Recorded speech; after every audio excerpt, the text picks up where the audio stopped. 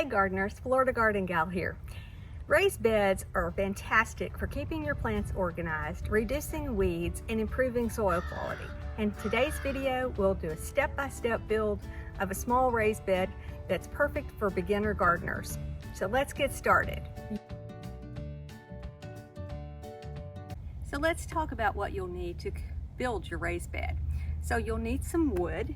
Here we had bought an 8-foot, 2-inch, 10-inch board, and we had this cut at Lowe's, so we didn't have to cut it at home. We're gonna make a raised bed that's basically 4x4. So cutting 2 boards gives us that. You'll also need some wood screws, gloves, a cordless screwdriver, and if you have one, a brace for the corner, but that's not totally necessary. Now my husband is going to explain to you these tools and how to use them so that you get the best result. Okay, first of all, just to be safe, make sure you have a good pair of gloves, and I recommend rubber gloves instead of the fabric gloves, because the fabric gloves can get caught in the screw and hurt your fingers. I also recommend these adapters that go on the driver. They're really slick because you can just place the screw in the driver and it's totally stable as you're screwing it into the wood. And you simply hold on to this instead of getting your fingers caught up in the screw. The gloves, of course, will prevent splinters, and you definitely don't want to get splinters from pressure-treated wood. Okay, now a word about the screws. They're 3-inch exterior wood screws, and they won't rust. They drive in very, very easily, and they provide really sound structure. And we recommend 3 screws in each corner. Another great tool to think about, you don't have to have it, but it really is handy, is this little corner square. And what it allows you to do is square up the corner and hold the pieces as you're putting the screws in.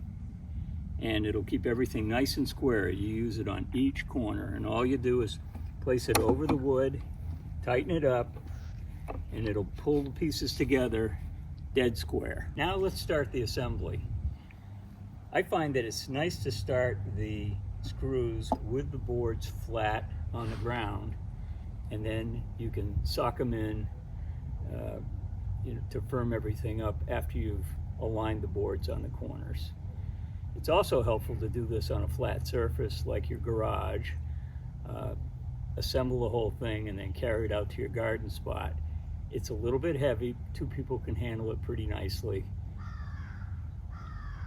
Otherwise, you can certainly assemble it on your garden site, just like we're going to do here. But it's just a little nicer to have a flat spot. Okay, so I was telling you about the tool earlier. You simply insert the screw in. See how nicely it's held? Okay, put it in just in from the edge of the board and start them like that. We're going to put 3 in each corner.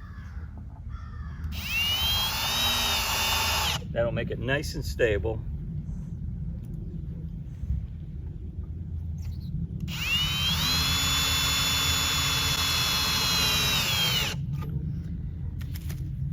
Okay, now the way to orient these things so that you have a perfect 4x4 is to alternate on each corner. So you notice how this corner is butted up and this edge comes out to the edge of the board, and when you come down here, move this board to the outside corner. And if you do that on each corner, you never have to cut a board, and you have a perfect 4x4 square. Now that's not the most critical thing. if you wanted to, if you don't mind it not being totally square, you can just butt them up equally on each side. But my wife wanted it absolutely 4x4 square, so this is the way we're orienting the board.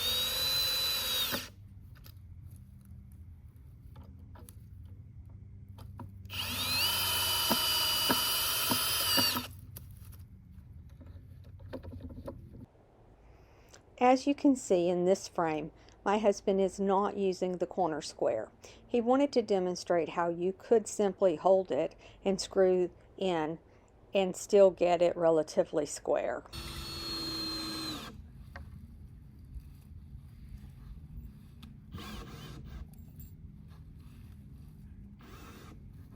Alrighty, now we have our raised bed assembled. In this raised bed, we're only making it 1 board deep. Now, if you were going to do 2 boards deep, you would want to put a 2x4 in the corners to stabilize it.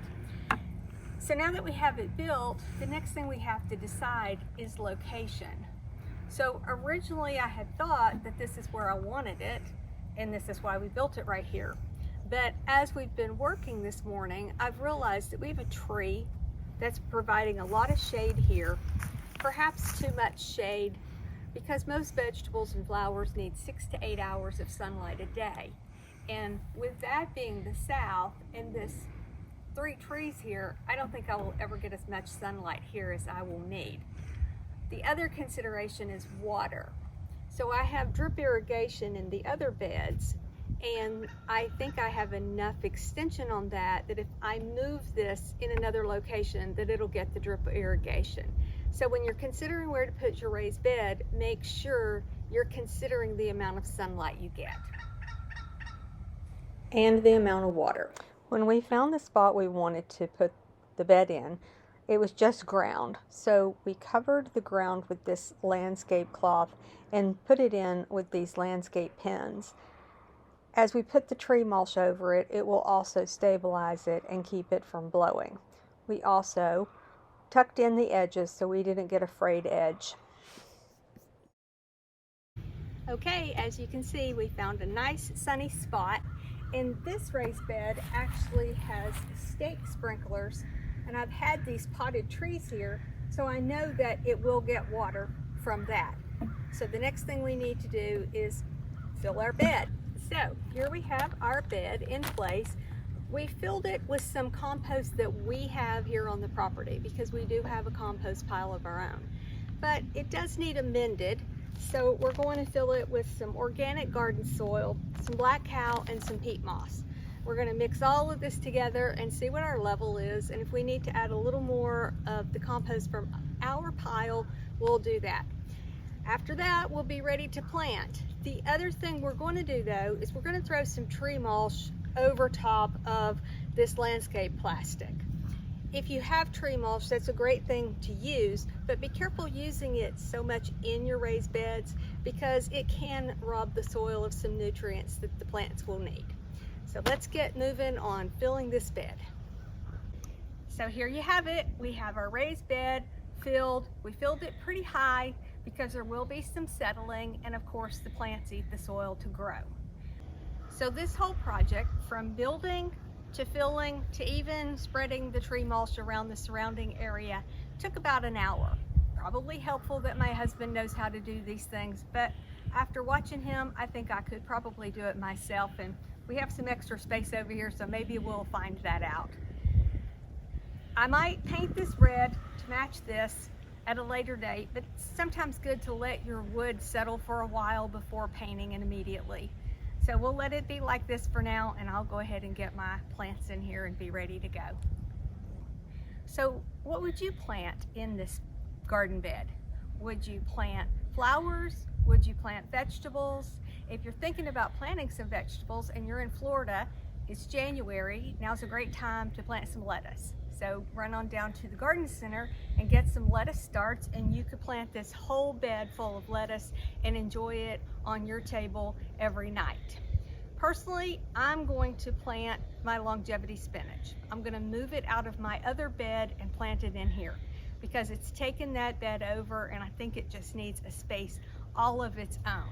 If you want to learn more about longevity spinach and how easy it is to grow in Florida, watch this video and learn more about that. In the meantime, comment below and let me know what you're thinking of growing in your raised bed garden. Happy gardening!